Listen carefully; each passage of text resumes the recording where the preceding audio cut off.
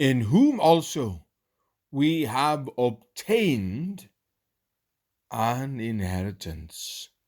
Ephesians chapter 1, verse 11.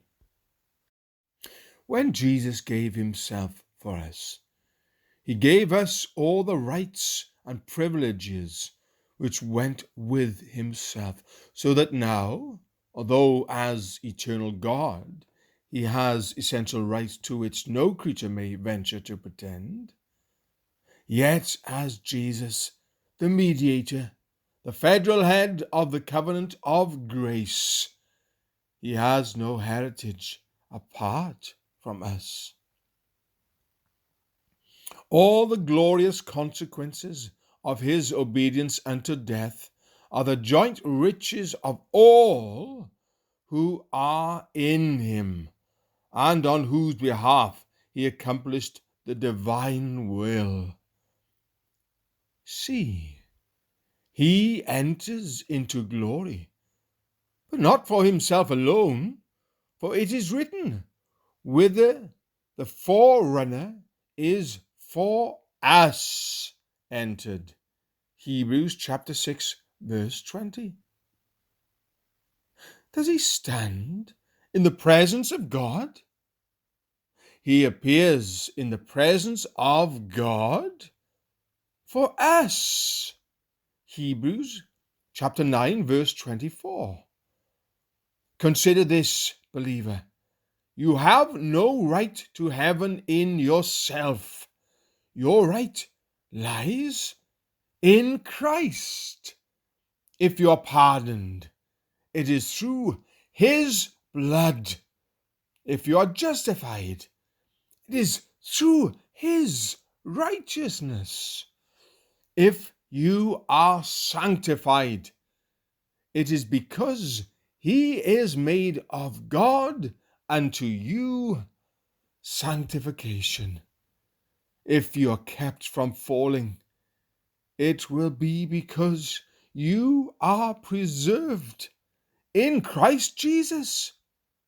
If you are perfected at the last, it will be because you are complete in him.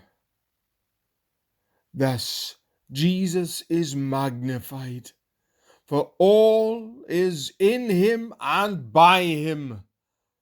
Thus, the inheritance is made certain to us, for it is obtained in him.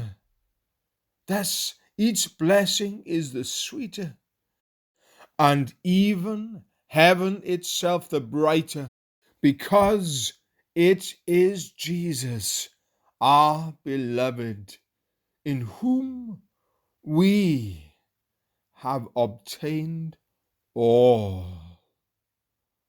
Where is the man who shall estimate our divine portion, weigh the riches of Christ in scales, and his treasure in the balances, and then think to count the treasures which belong to the saints?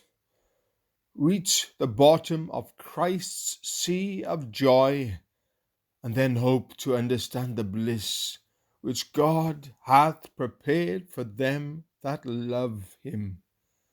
Overleap the boundaries of Christ's possessions, and then dream of a limit to the fair inheritance of the elect.